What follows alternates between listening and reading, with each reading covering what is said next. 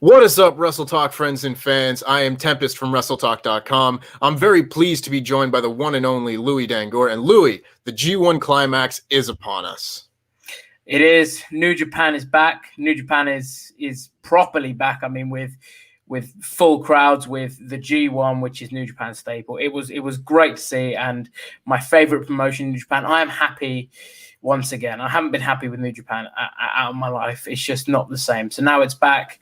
I am more than happy to be on the show and reviewing the first and second night with you.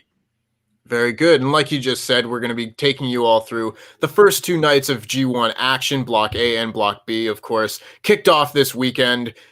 We're going to see how things go. Of course, we will be reading super chats and trying to interact with the chat as much as possible. I see some familiar names in the chat from our live stream this weekend with myself and Andy Datson.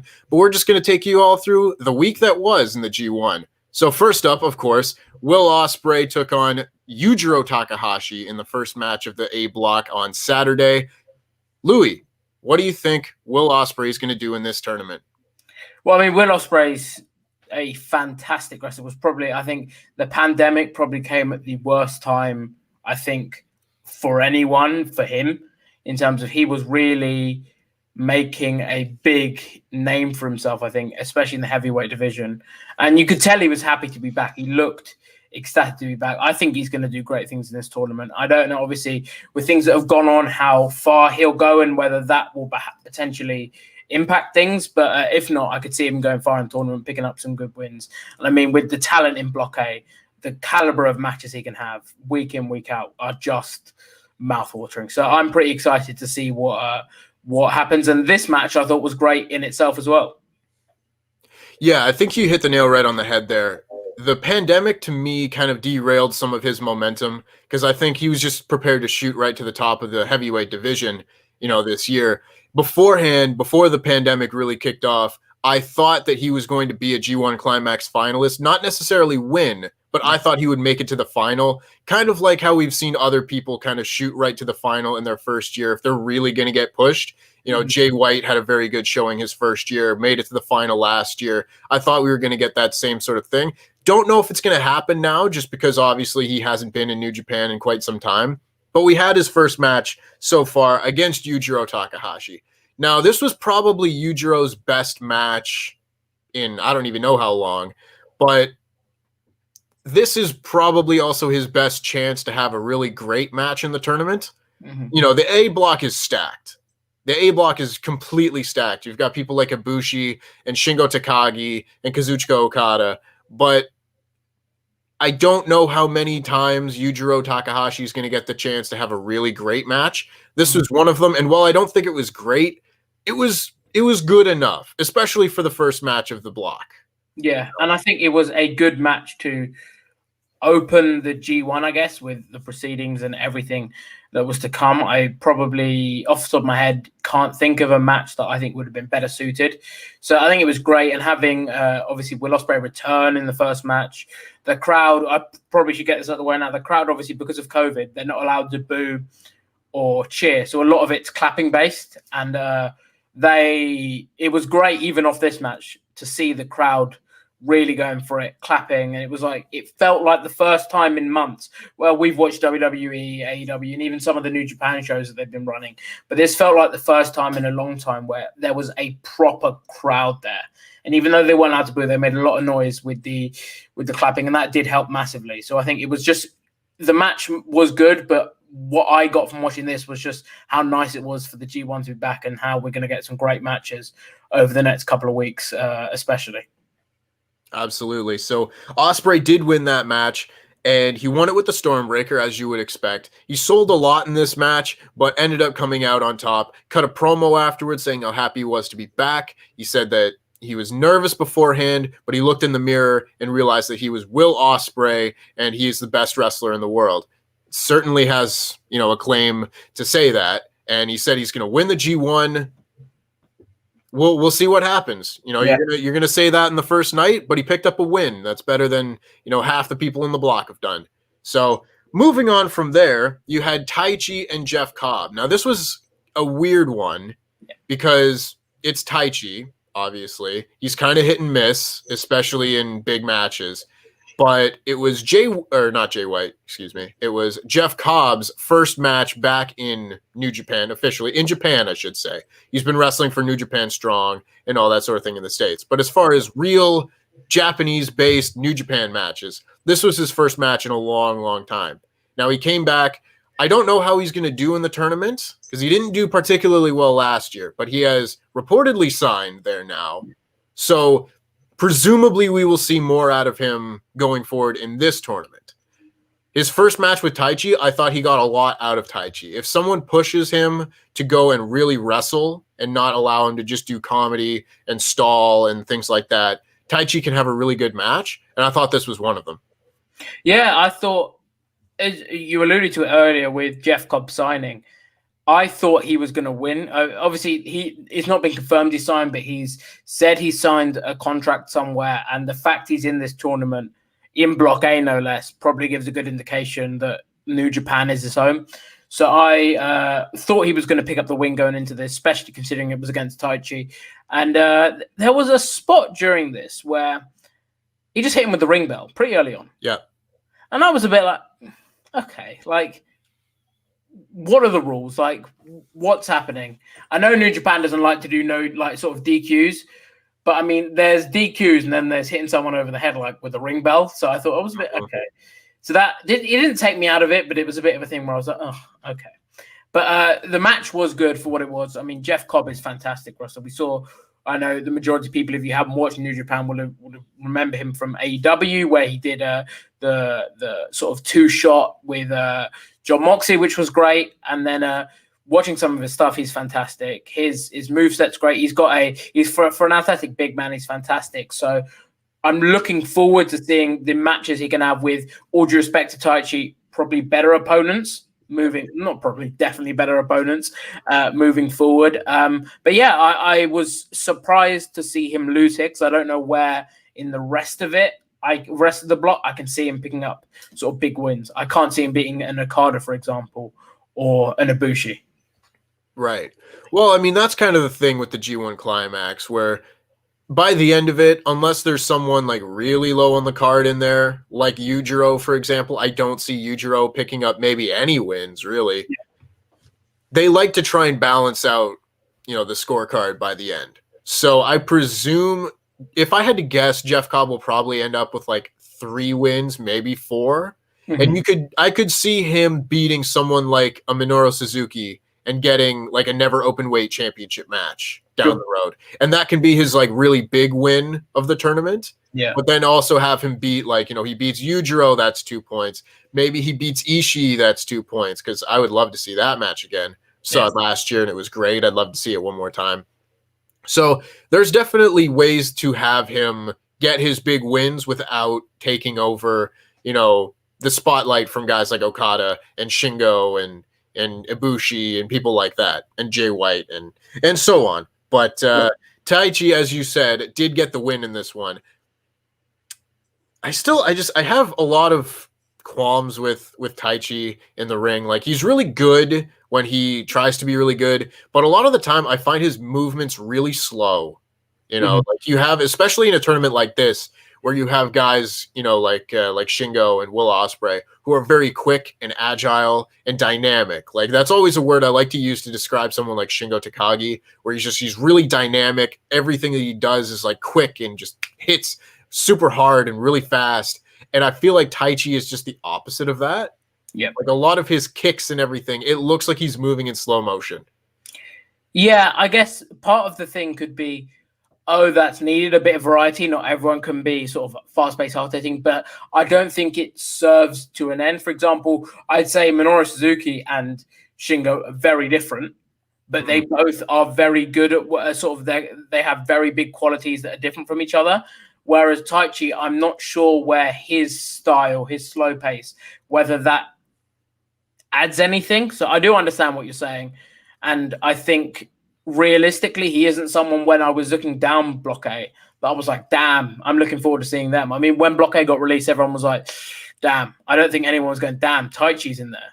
Yeah. I think he's more there to make up numbers and probably pick up losses because you need people to pick up losses. You can't have everyone sort of on the same footing. So I think it'll be interesting to see moving forward how they position him in the rest of this tournament. I would agree. And he did pick up the win in this one with the Black Mephisto. Yep. And moving on from there is where things really got going, because the third match in the block was Tomohiro Ishii and Minoru Suzuki. Now, you hear those two names and you kind of have an idea of what to expect, and you would be absolutely right. These guys just, tried to murder each other in the ring with forearms and headbutts and ridiculously stiff clotheslines. But as I said on Saturday, it's just beautiful wrestling violence. And this is exactly what you would expect and exactly what you would want in a match like this. It was genuinely, and I'll say this now, it was my favorite of the matches over the two nights. It was fantastic. I think both men, like any match where within the first 20 seconds, you've got two men just slapping each other and striking each other. And it was just hard-hitting, great wrestling. I was watching this while I was eating lunch, and a couple of times I just stopped eating and just watched the match, just giving it my full concentration. It was tremendous. And I mean, Minoru Suzuki is fantastic. We hear a lot in wrestling, and I tweeted this earlier today. We hear a lot in wrestling, you need to be over the top with your gear and your presentation. His presentation and gear is very simple. Like, comes out very short boot, bakey shoes, and black tights. That's all he does. And with a towel over his head. And then, but it says everything about him. He is simple. He isn't flashy. He's not going to get in there and bust out a 630 splash, but he's going to get in there and just get the job done, kick your head off, clothesline your head off. And it's fantastic. And he'll get a lot of the plaudits coming out of this for him and for his age and the fact he's still doing it. But I think Ishii as a seller was tremendous here. He really put over how hard-hitting the match was, how he sells that sort of knocked out, like I'm out thing really well. And I think the story of the match with obviously Suzuki going for the Gotch pile driver quite a lot and struggling to hit it was great. I just thought this match was tremendous. I could watch it again tomorrow. And, I'll probably watch this match before Raw tonight to really depress me before I watch WWE programming. But, I mean, this match was tremendous. Honestly, it was my favorite across both nights. Well, I wouldn't recommend doing that. It's not a particularly great strategy to watch New Japan right before WWE. But that being said, what I really love about a match like this is it kind of takes me back to the conversations that I would have as a wrestling fan when I was younger of legitimately, who do you think is the tougher person here? Who would win in a fight? Because this isn't like a showcase. Like, there's a difference between a match like this and a match between Will Ospreay and Ricochet. They're both great in their own respects, but you have a match like this and it's a fight. This is, you look at it and it looks real and gritty and it's not polished. It's just two guys throwing hands and two guys that are tough. And you put all those things together and you have a match like this. And Dave Meltzer had things to say about this match because he loved it as well. He said when he watched it, he felt like wrestling is back. And we've been watching a lot of wrestling since the beginning of the pandemic. But to hear that from him just kind of goes to show, the level that the G1 Climax was at. This match particularly, having the fans back, having that kind of reaction, it was absolutely tremendous.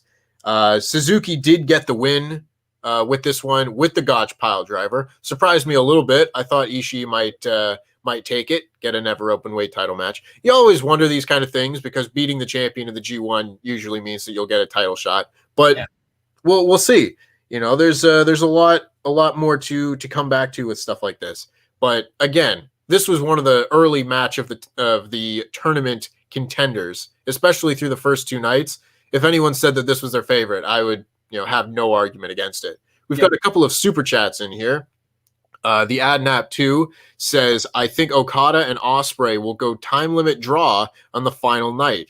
Jay White will win A block by default and beat Evil in the finals to tease a Bullet Club split. That's very interesting. I don't know if they're going to do a double heel final, just because, again, like, it's tough, and New Japan does rely heavily on like really big babyface moments, and you need at least one of them to be kind of a tweener in order to pull off a double heel match. Like we saw a few years ago in the final, you had Kenny Omega and Tetsuya Naito go up against each other. And while technically both were heels, Tetsuya Naito was definitely really popular at that time. Yeah. And neither of those guys right now, Jay White or Evil, really fit that role. Both are through and through heels. Yeah. And I mean, we'll see. Looking at that, even when it was just on paper, I think the fact that it's on the same super chat as Okada Ospreay, when you look at the matches that we could be seeing in the G1, that doesn't interest me that much. It's not the sort of thing where on paper you think the G1 fans are back, even Melt said wrestling's back. Would I want to do sort of the biggest match since the pandemic, which this will be? Would I want that to be Jay White and Evil? Probably not. That doesn't really sort of scream, wow, sort of fans are back, wrestling's back to me. But in terms of the first one, Okada and Ospreay, I think it is interesting how obviously the matches are set up and how the dates of the matches could indicate where it's going. We spoke about Ospreay. I think if Ospreay is facing Okada on the final night, that could give us an indication of where they're going to push Ospreay. And if it could come down to Ospreay and Okada, with that match being the deciding match, that could definitely something that would interest me. So, I mean, those two are just going to create magic together. So I'm pretty excited for them, which is a guaranteed match we'll see, and Jay White and Evil less so if we do end up getting that as the match. Yeah, absolutely. I mean, I could definitely see the time limit draw on the Okada Ospreay match. You know, we've done time limit draws in the past in this tournament for sure. If another match in this A block is going to go the full 30 minutes, Ospreay and Okada is a pretty solid choice for a prediction. Yeah. We also have Renee Rangel here with thank you, Tempest, Louis, everyone at WrestleTalk for the New Japan Pro Wrestling content. We all appreciate it. Jam that jam. Jam that jam. Thank you very much. We're very happy. Oh, look at that. Jam that jam. Head on over to WrestleTalkMerch.com to get your Jam That Jam merch. And yes, we do Jam That Jam. Absolutely. And we're very happy to bring New Japan Pro Wrestling content. We know people have been asking for it, so continue to support the channels. Make sure you subscribe to Wrestle2 if you are not already subscribed, and we'll just keep right on jamming that jam. So coming up after the Suzuki and Ishii match was Shingo Takagi and Jay White. Now, Shingo Takagi, I do not have enough good things to say about this man. I just absolutely adore him. I think he's one of the best wrestlers in the entire world. A match like this, to me, was interesting because there's a bit of an outlier here between this and the Evil match on night 2, where if Bullet Club matches are going to have interference every night, that could be a problem. And we've definitely seen that in years past. You know, 2 years ago especially, where the Bad Luck Fale matches and the Tama Tonga matches really took that G1 down a peg with just blatant interference and DQ finishes on every single show. I really hope they don't go that direction, because Jay White and Shingo Takagi can have a really great match, and Jay White can win that match without a ref bump and without Gato getting involved. Yep. So, I mean, that is what we did see here, and it was pretty blatant outside interference. We talked about the hammer incident in the or the ring bell hammer incident in the Taichi match. This, to me, was like another example of that, where it's just like, all right, come on, like, at least throw Gato out. Yeah. You know, if he grabs the foot and right in front of the referee, you don't necessarily have to DQ him, but at least get rid of him. It was similar to what you were saying. It wasn't a big problem this match. And then later on with the Evil and Zack Sabre Jr. match, where that was actually a bigger problem for me.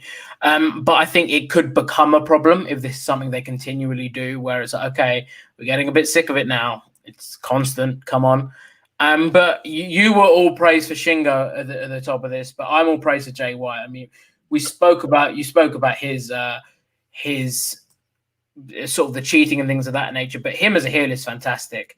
He played it up really well. He's very much sort of an American US style heel, as opposed to sort of what you'd stereotypically assume a Japanese heel to be, and that's fantastic. He's sort of guy where you slot him into a WWE or an AEW, and he's fantastic. Him saying sort of like he looked in great shape and he knew it and he was flaunting it, and as a heel should do. And sort of at the beginning of the match where he did the too sweet with Gato and saying like, you guys waited 6 months for this. He was great in that aspect. It was definitely right to have him pick up the win. I think I'm pretty certain of that, considering it was sort of his return to New Japan from obviously being abroad. I think that was great to have him involved and have him pick up the win. The cheating, I guess, if you really want to establish him and show that, hey, nothing's changed with Jay White. The pandemic might have hit, but he's still going to be a slimy heel that's going to try and cheat to win. Then having the cheating in this match wasn't a big thing. But as you say, for me, it kind of took it away from the match a little bit, the amount of cheating, because you look at Shingo and Jay White and you think, damn, that could be a good match. And the cheating aspect of it did kind of take me out of it a little bit, and I hope that that isn't sort of commonplace in Jay White matches across the G1. Yeah, and that's the thing to me, because I want to be able to look at a bunch of these Jay White matches. Like we're looking ahead to like Wednesday when we're going to be broadcasting the next show on Wrestle2, and the main event, or one of the main events at least, is supposed to be a rematch of last year's G1 final. It's Ibushi and Jay White, and I really want to look forward to those kind of matches. Yeah. But if I know after the first few that we're just going to get interference in them, that's going to take away from my excitement of these matches. And there's so many matches that I want to look forward to with Jay White because he's so good. You know, you went over how great of a heel he was. I love it's not stalling in the same sense that Taichi stalls. Taichi stalls by, like, you know, he goes to the floor and he walks around and he's just killing time. Jay White stalls almost strategically in the middle of sequences, and I love it. It's so great to see. He will do things. It's funny to me because, like, I relate it back to, like, you know, you're play fighting with like a sibling or whatever, and they want you to stop or you want them to stop, so you just like kind of go on your back and like kick your feet a little bit. Yeah, and that's what Jay White does in these matches. Like, Shingo will set up for a big clothesline, and Jay will just drop to the mat and just like stick his feet out and be like, no, not doing it, not doing it. And then we saw it later again in the match where Shingo then turned it into another move where he went for the pumping bomber and he dropped to his butt and sat there and he's just like, oh, not doing it, haha, thinking. But Shingo just changed directions, hit the ropes, and hit a sliding lariat instead. It's just awesome storytelling. And I love the way that Jay White performs as a heel. To me right now, as far as an in-ring heel, I think he's the best in the business. I mean, him and MJF are up there. I mean, I'm always going to say MJF because I watch his stuff more. I see him week in, week out on Dynamite, and I am a massive MJF fan. So my mind will automatically go to him. But, I mean, if Jay White goes on a good G1 run, and starts picking up big wins and being a great heel, as you were saying, doing that sort of slimy stalling, I could easily see him being considered by me anyway as a top heel in the company. So, and in wrestling as a whole. So it's not the sort of thing where, as you said, with the Suzuki and Ishii match, if someone said it was their favorite match, you wouldn't have been shocked. I'd say the same with Jay White. If you said to me, hey, he's the top hit in wrestling, I wouldn't be like, no, what the hell, what are you talking about? So yeah, if people want to think that, they're more than entitled to think that. Yeah. We got another super chat coming in from Abhinav Tirumala. He asked, would you guys like to see a Jay White Evil final? We've kind of already gone over that a little bit. It's not a final that really gets us excited. I don't really think it's one that fits, but I think there will definitely be some sort of tease for the future of Bullet Club going forward. You know, there's got to be something. We've seen the shift in Bullet Club to Evil kind of being on top, you know, since the New Japan Cup. But we don't know what that's going to look like now that Kenta and now that Jay White are both back. And maybe we'll see a little bit of what might come in the Kenta Evil match that will eventually happen in the B block. But I don't see it as the final. And I hope it isn't, to be honest. Be a bit cynical, I hope that that's not the avenue we go down. And then Nick Wolf chimes in with, is Tempest secretly a 3/4 size Alex Pauslowski? I don't know who that is. So that is Alex. He does the Fightful, AEW, and NXT podcast, myself and Warren Hayes. I see. Yes, of course. He is. No, I'm not. I can tell you that for sure. I'm not. He's not. He is notoriously, his gimmick is he is salty about everything. So I don't know if Brian's salty. I mean, I'm here covering the G1 Climax. I have no reason to be upset right now. I was going to say, if you were to say you're not salty, I would play that clip back to you tonight on Raw when you're moaning. But no, Alex Pulowski, check him out. Sour Graps on Twitter. He does some great stuff. So if you're not following him, go and follow him. Absolutely. Support Fightful as well. They do great work. Then we, of course, had the main event of night one. We had Kota Ibushi and Kazuchika Okada, the rematch of Wrestle Kingdom 14's IWGP Heavyweight Championship, and the rematch of the A Block final from last year. Now, I don't think it reached the heights of either of those two matches. You know, we had last year's G1 A Block final was a 5-star match easily, and they were holding back. And then we had the main event this year, which is like 5.5 stars. It was just even better. One of the best matches of the year, an easy match of the year front runner, you know, just incredible. This match, I don't think got to that level. And I really kind of think it bothers me a lot because if you know anything about what I like, you know how much I love Kazuchika Okada, maybe my favorite wrestler in the world. I really think this lack of cheering and everything affects him more than a bunch of other people in this tournament. Yeah, Dave Melt, I was listening to his review earlier. He touched upon this as well. He said that, and as we said about earlier, obviously for those that have just joined, it's not just a sort of indictment of the Japanese crowd. They've been told not to boo and cheer, obviously, because more sort of susceptible to spread COVID. So what they've said is clapping. So there's a lot of clapping going on. And as you said, some wrestlers that works. For Kazuchika Okada, very much a storytelling-based wrestler where he relies upon the boos and cheers of the crowd. This hurt him, whereas I think something like Suzuki and Ishii perhaps benefited it. So I do agree with you that this did hurt it. I mean, by no means are we sitting here saying it was a bad match because it totally wasn't.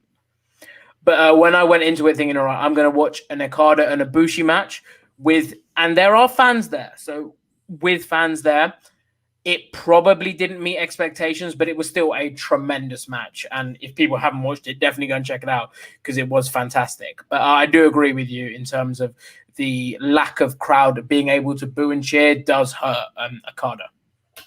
And it is too bad because they did have a good match. Like, I don't want people to think that, like, you know, their prior matches were these incredible matches and this match was just like, it's whatever. No, it was really, really good. They can't not have a really good match. It's still Okada. It's still Ibushi.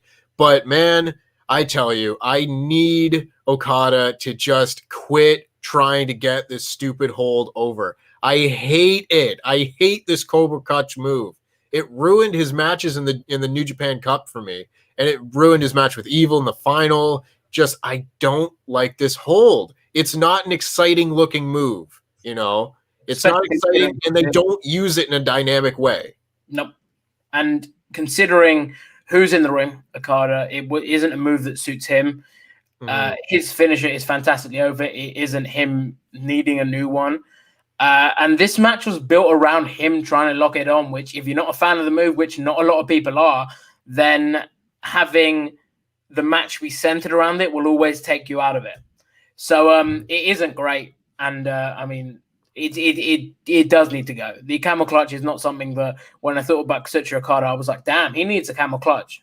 He does. Yeah, like there are, and that's not to say he can't have a submission finisher or anything. It's that this one sucks.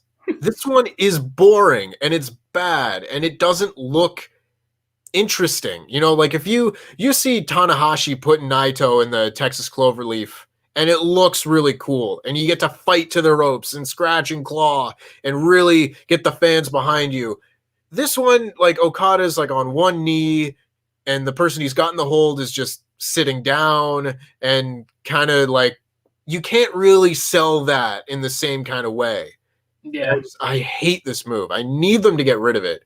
You know, and like you said, the Rainmaker is such a cool finisher. You don't need another one. I know people like this always try and like reinvent themselves and come up with something new, but you need to come up with something better. You know, Will Ospreay has replaced the Oscutter with the Stormbreaker because it looks cool, you know, and you can kind of hit it with, you know, less of a setup. But I don't get it with this one. I don't understand it. And I've seen some people compare it to Jericho and the Judas Effect when he introduced that, and people weren't a fan of that. But the thing I'll say about the Judas Effect is, if you don't think it's a good finisher, fine. But if you get hit with a spinning back elbow, you're out. There is no denying that move is gonna hurt, and you'll be out. With this, I am at no point going, I don't like it, but you can tell he's in pain, or I don't like it, but you can tell it's gonna hurt. It just takes me out of it. Yeah. And I guess, as you said, it's everyone wants to evolve and develop, but don't fix it if it's not broken. And this wasn't broken. And if you are going to adapt something, make it better. Don't adapt for the sake of adapting and have a finisher that's worse. Yeah. I mean, if I want to give anyone the benefit of the doubt, it's probably Okada, and I can see him picking up wins with this moving forward. Probably too much to the point where we'll be moaning about this in a couple of weeks, but we'll see where it goes. But I mean, I don't want people to sit here and think, because we seem to have been negative about this match, but it was still fantastic. So definitely check it out, because we're by no means saying that Kazuchika Okada and Kota Ibushi had a bad match, because I don't think that's humanly possible. No, absolutely. So in perhaps a bit of a surprise, Ibushi did pick up the win in this one, clean as a sheet with a Kamigoye. I didn't really see that. I don't know if we mentioned in the last match, but Jay White did beat Shingo Takagi as well with the Blade Runner after quite a bit of interference. But that kind of brings the end of Block A on the first night, and then we can move on to Block B. Now, I thought overall A Block was better, but my personal favorite match was the main event of B Block. So we'll get to that. Nice little balance. Favorite match on one show, better overall card on the other show. We'll get to it. Abinev Tirumala chimes in again with saying Sonata's skull end is also really lame. To each their own. I don't have too much of a problem with it. And he also asked earlier if I'm familiar with Fort McMurray, Alberta. I am. There was forest fires there a few years ago. We helped out with charity work for them at my last job. So yes, I'm familiar. So we'll move on to the second night of the tournament, if I can adjust my notes quickly. This one, the B block is noticeably less stacked than the other block. There's just not as many interesting matchups as there are in A block, but there's still a number of good matchups, and that's important to make that distinction. Like, you know, Hiroki Goto, for example, doesn't light my world on fire as being like, I gotta see that Hiroki Goto match, but I know every time he gets in the ring, it's going to be a good one, you know. So we'll get to it, but it's important to make that kind of distinction. First up was Juice Robinson and Yoshihashi. Now, this is an example of a match where I would not think much of it going into it. I would think this would probably be like a good match.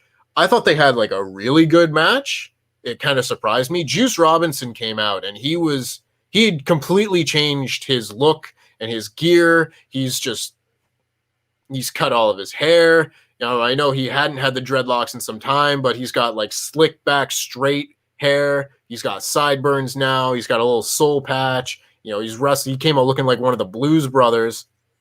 It's different. And I mentioned in our piece on WrestleTalk.com where I mentioned the odds of everyone having of winning. I really need Juice Robinson to have a big G1 climax this year, because it's been a few years since he was supposed to break out, and he never really did. Yeah. He beat Jay White for the IWGP United States Championship, and everyone thought his stock was just going to take off. But then it didn't, and he had a really bad G1 right after that. And then he lost the title in his first defense to Cody, won it back, then lost it to Jon Moxley. And he just never has gotten that next, like, kind of big push. You don't need to put him in, like, big championship matches, but I want to see him do well if I'm going to care about him. And he's changed his gear. Maybe this will have some kind of an inkling into him doing well in this tournament. But, you know, we'll see. No, I agree. I think it was, again, the change of gear was like, oh, okay, that's nice to see. Obviously, he's fantastically charismatic and sort of just has potential. He has a lot of potential. I could see him doing a lot once the pandemic stops and the world stops ending, doing a lot of work with New Japan and the USA and their expanding brand over there, and him being one of the key features of that. And I think he'll do great there. But as you say, he's been treading water in New Japan for a while, where he's sort of that person that everyone's like, all right, he's the star of the future, he's the star of the future, like everyone was with Ziggler back in the day.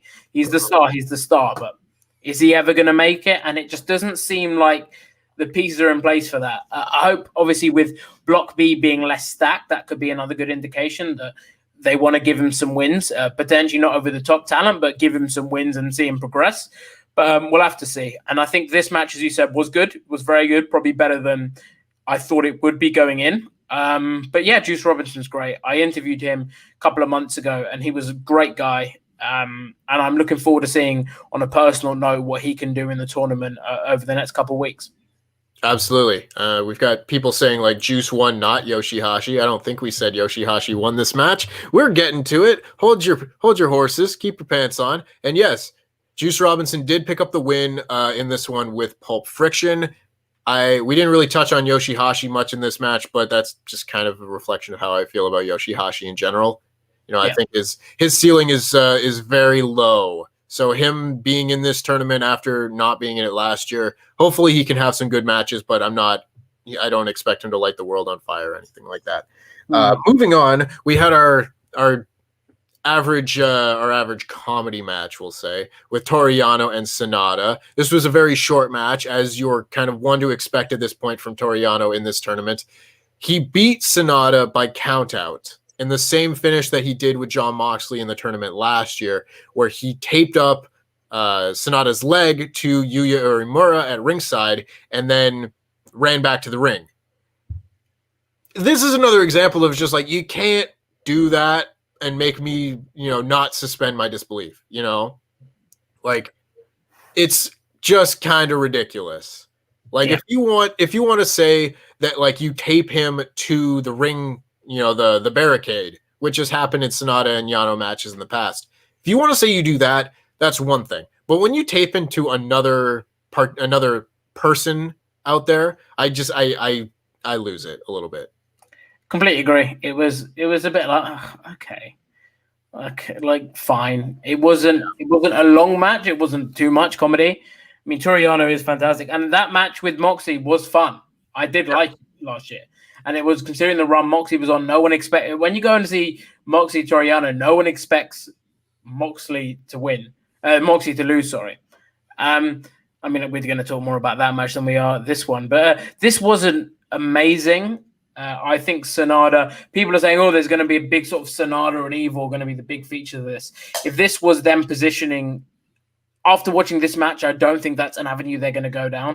Whereas it's going to be those two neck and neck. I don't think they positioned Sonata as the top threat in this match, considering what people have speculated could be the sort of finals of Block B and where it's going to be heading. But it was fine. This was serviceable. Yeah. There are people asking where they can watch these shows. You go to njpwworld.com. You can see the full thing. I believe English commentary is either going up today or tomorrow, so you can watch that if you are new to New Japan at all. I kind of agree. I think you don't necessarily need to read too much into the results of night one. It can be a good indication of people going far if they get off to like a few really big wins. But at the same time, like Jay White, I think lost his first 3 or 4 matches last year and then won out and went to the finals. So it's not a death sentence if you lose a match like this to Yano. It's not like you're just going to be out of the running and all that. I think even if he's not in the running to go to the B block final, they're going to position an Evil and Sonata match, on the final night as a really big deal. It was more the presentation of him that was the thing for me. It wasn't the losing so much, but more the presentation of how he was presented in the match that made me not think that potentially it was going to be a final between him and Evil, which people have speculated. The booking of the match, it sort of disclosed, forgetting the result. The booking isn't the thing that sort of made me think, damn, they've got plans for him. Right. So moving on from there, you had another Wrestle Kingdom rematch between Kenta and Haruki Goto. Now, this one had a different finish from the Tokyo Dome. You had Kenta making his return to Japan. He's also been wrestling in the States, and he is the current number 1 contender for the IWGP United States Championship. We'll see what comes of that. There's obviously the situation of trying to get Jon Moxley to have a match with New Japan right now is a little bit complicated given the state of the world. But you have a match like this, and I thought they had a good match, but it didn't feel to me like they really had the crowd for this one. People seem like they were happy to see Kenta back, but at the same time, he's the heel. He didn't do a whole lot of heelish things. He was just kind of like aggressive in this match. And I don't know, this one just kind of got lost in the shuffle for me. I mean, it's still better than Hideo Itami. That's all I can say. Oh, yeah, that's not saying much. It was Kenta's fantastic. And I think I saw someone earlier in the comments say, oh, could we be leading to a Kenta in the final? I think considering the fact he's obviously the number one contender to the US title, although we don't know when that will be, I don't think it will happen. And I could see, to be honest, I don't know. I can't see that match happening this year. It's tough, right? Because unless they do some sort of injury angle in AEW to take him off TV for an extended period of time, there's really no way to get him in and out of Japan because you have to fly there, quarantine for 2 weeks, wrestle, fly out, quarantine for 2 weeks, and then wrestle again for, it's like 1 month that you'd have to take off from AEW just to have one match and presumably drop the title. So, and everything's live, obviously, so it would be a one and done. It wouldn't be like he could stay for a couple of weeks, film a couple of weeks worth of content, and then go back over. He would be for a one and done. So I can't see him going back over anytime soon. But so potentially they're going to set Kenta up for a bit of a push in the meantime, and potentially a win in Block B. But I can't see it happening. I think he'll be definitely a great player and is one of the most exciting things about Block B, whereas as we alluded to earlier, it might not be the most exciting of blocks, especially in comparison to Block A. But seeing Kenta wrestle, I mean, I'm going to be looking forward to that anytime I see it. Yeah, I definitely think he's going to be a player as far as the standings go. You go down the list of the people that are in this this block, and I don't necessarily think that Juice Robinson, Yoshihashi, Toriyano are really going to be in the running. But if you have Kenta mixed in with, Tetsuya Naito, Hiroshi Tanahashi, I think Evil is obviously going to be, they've got big plans for him. That goes without saying. I'd like to see Zach. I was about to say I'd like to see Zack Sabre Jr. do well in this tournament too. And that kind of brings us to the next match. Kenta did get the win over Haruki Goto with the game over, which is the yes lock or the label lock, because Kenta and that little group of indie guys have just been stealing each other's moves for decades at this point, whether it be CM Punk with the go to sleep or Daniel Bryan with the running knee or now the label lock. So everything in wrestling is stolen. It's fine. Exactly. After that, you had Zack Sabre Jr. and Evil. Now, this match was where the outside interference really kind of tainted the match, because I'm really not a fan of this Dick Togo fellow. I don't like how much they've used him in ruining a bunch of these matches, and I don't want to see him, as we said with the Jay White match earlier, I don't want to see him ruining too many of these matches in the G1. This isn't what made Bullet Club cool. It's not. This is very much WWE booking where, hey, there's a heel. Hey, the heel has a manager. Hey, you can't have a match go on without the manager interfering at every turn. And it was a bit much for me, especially considering what we got before. It didn't make one of the two stand out. It wasn't like, okay, here's the only one with a manager that's going to make a real difference. If it was just Jay White, you'd be like, damn, Jay White's got a good chance because he's the only one with a manager. He's obviously thought ahead, got a better chance. But because Evil's doing it as well, it's been like, oh, okay. I did like this match though, but the result surprised me somewhat.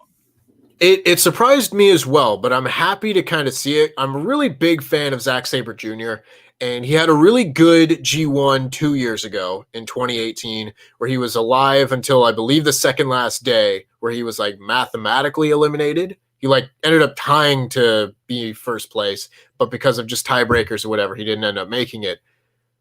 I didn't think they did things with him character-wise last year in the G1, where he was the crybaby, petulant child kind of thing, where he would lose and smash the barricades and throw a fit, beat up the referee and that sort of thing. But I want to see him put in a position where he can have really big matches coming out of the G1 And I think there's that chance that he could get a lot more of the big wins. And obviously starting off with a win over Evil is a good way to start.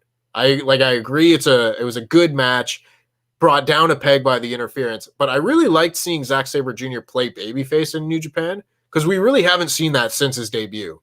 Yeah, and I'm not sure whether he was playing babyface because he was up against a heel or whether he will be a babyface moving forward. So I guess we'll tell in a couple of weeks when he does face babyfaces or when he faces other heels and we see the dynamic. But it was, as you said earlier, when I said it, I was surprised. It wasn't surprised that, they're not on the same level. I just thought based on the booking of Evil, that would be the way they were going.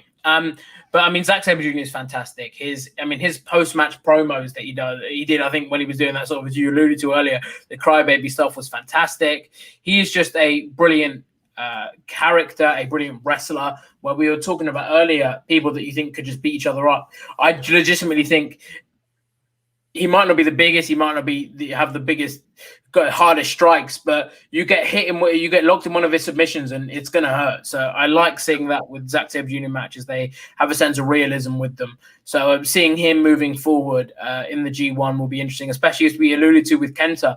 The block isn't that stacked where I couldn't see I could potentially very easily see him picking up some big wins and progressing quite far in this block.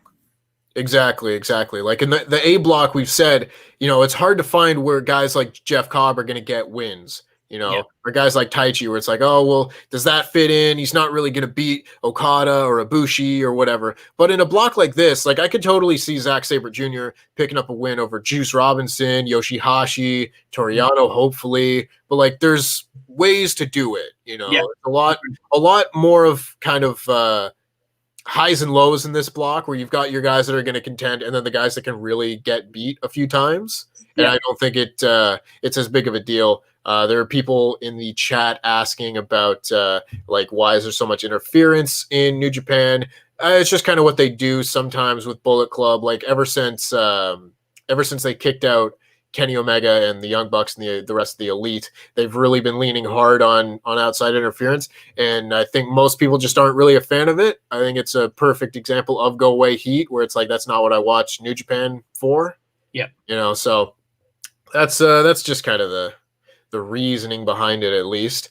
And then we had the main event, which was my favorite match of the weekend, Hiroshi Tanahashi and Tetsuya Naito. I had mentioned to you off camera a while ago that I had spent like a day or two just watching 2 years worth of Hiroshi Tanahashi singles matches, getting worked up here over my love of Hiroshi Tanahashi. And this man is just, I cannot possibly express my love and admiration for this man.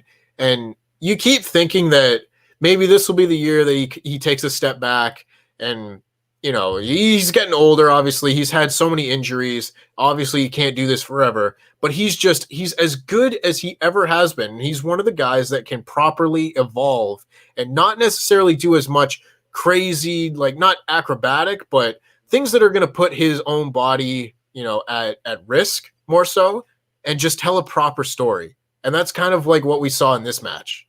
I mean, the high fly flow to the floor.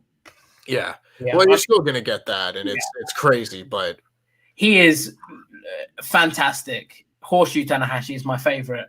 It's my favorite New Japan wrestler, but he is legitimately fantastic. And I think I was speaking to you about this when I think people were saying Randy Orton's a top heel, and we were sort of saying, is he the greatest heel ever? But could Tanahashi win the conversation of greatest wrestler ever? 100%.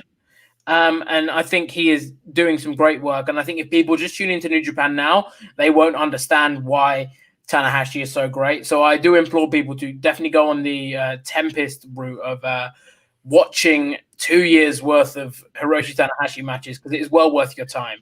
And I mean, looking at it's when you see Tanahashi and Naito, you just know it's going to be a good match. And going in, I was pretty excited for it. It was long. It went near to the time limit. So we approached the 30 minutes. I think it was 27 odd or just shy of it. So it got to the point where I wasn't ever taken out of it. I wasn't ever like, damn, this match is dragging. It was fantastic throughout. There was great storytelling throughout, great offense. I just really liked seeing these two work together. Naito, I think, obviously coming off his title win and or titles win, and having a match with Tanahashi was in the first block was definitely a great way to start proceedings. And the two main events of Okada and Ibushi and Tanahashi and Naito, if you want to start a G1 and show your intent for how you think this is going to go and the matches and the caliber of matches you're going to see if people tune in, it's definitely a great selling point having these two, especially in quite a, I guess we could say, lackluster Block B, with all due respect, especially compared to Block A. So headlining it with this was great, and I'm looking forward to seeing what both do, especially Tanahashi, whose story I'm really into at the moment. Yeah, absolutely. I mean, we saw him last year, Hiroshi Tanahashi. It was the first year in over a decade where he wasn't alive in the last night of action. And that was like a really big selling point of it, where this is him taking a step back. Now it's other people taking that big step, you know, where it was Okada and it was Ibushi and people like that fighting over that A block final. And it'll be interesting. He definitely looked like he could have won this match. It's not like it was super, like it was decisive, but he also could have won this match if things had gone the other way. But given that there are only so many top tier guys in this block, I could definitely see him being alive in that next, you know, in that like last night, everyone's kind of getting their last matches in. If he's not, I would be really disappointed, just because like I want to see him in the main event of as many shows as possible. Because as far as wrestlers go in this block, I think he's the best one, and he's probably the best one by a fairly significant margin. Like there are good wrestlers in this block, but as far as all around, all time talent goes, I think Hiroshi Tanahashi beats out all of them. Yeah. And especially in this match, Hiroshi Tanahashi is probably Tetsuya Naito's most important rival in his career. Yep. And this was the first time that they'd wrestled in 3 years since their last G1 match, which was also, it was the A block of 2017. Tetsuya Naito won that match as well. You know, Tetsuya Naito has beaten Hiroshi Tanahashi a lot of the time.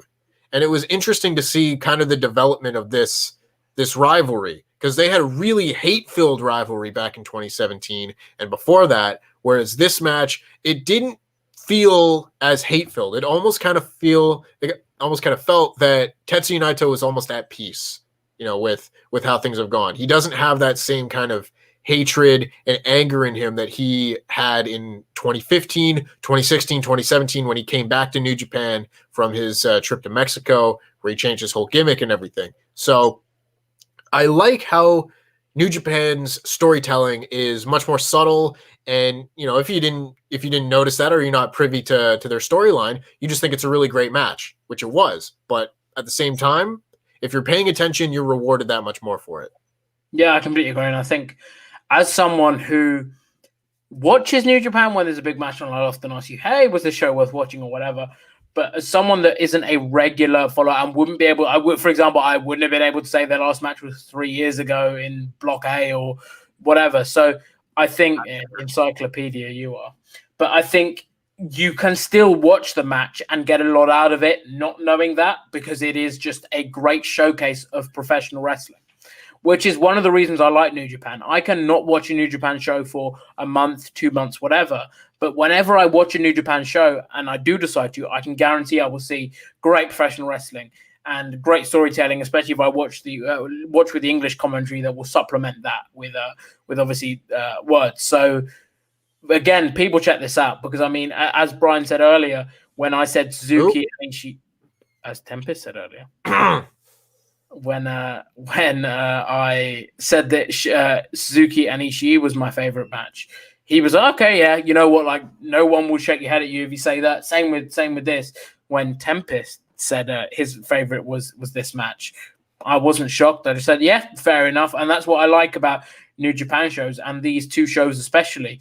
There is so many options for this was my favorite match. No, this was my favorite match, which again is great balance. But on the whole, obviously, seeing this match was great, and I expected it to be as good as it was. Absolutely. So that kind of brings things to a close for the first two nights. Obviously, I mean, Tetsuya Naito cut his promo, and it was what you would expect. You know, it's the G1 Climax. It's the B block. He's gonna win. Los Ingobernables de Japón. The whole deal. But that brings it to a close. Now, this was our podcast for the first 2 nights. From this point forward, you will be seeing the G1 Climax review podcast take place on Friday here on Wrestle2. So don't be looking forward on Mondays going forward, but we will have live coverage on Wednesday morning. So that'll be 5:30 a.m. Eastern time, 10:30 a.m. British time. So you're shaking. Yeah, I am the one that has to wake up that early. So yeah, rest in peace to my sleep schedule. But make sure that you're checking out all of the G1 Climax shows so you're up to date. And anytime that we broadcast live, make sure you're following along with us. There are a few little things in the chat here. Alex A says, "Go Pack, go." You damn right, 2-0. Besides that, people talking about how great Tanahashi is. Shardula Shankar says, I mean, it's a Tanahashi match. Is it surprising how great quality the match would be? Absolutely not. He's amazing. He also says Horseshoe Tanahashi. Yeah, that.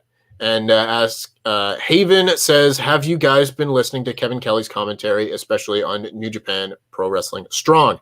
Anytime I can, he is fantastic. That being said, that brings our little podcast dealy to a close, just under 1 hour. I think we made pretty good time. So thank you very much, Louis, for joining me. Hopefully we can do this again. We'll get you back on doing the live stream of the events at some point in the near future. We will make sure to let all of you out there know. I, of course, have been Tempest from WrestleTalk.com. Make sure you give this video a like and a subscribe.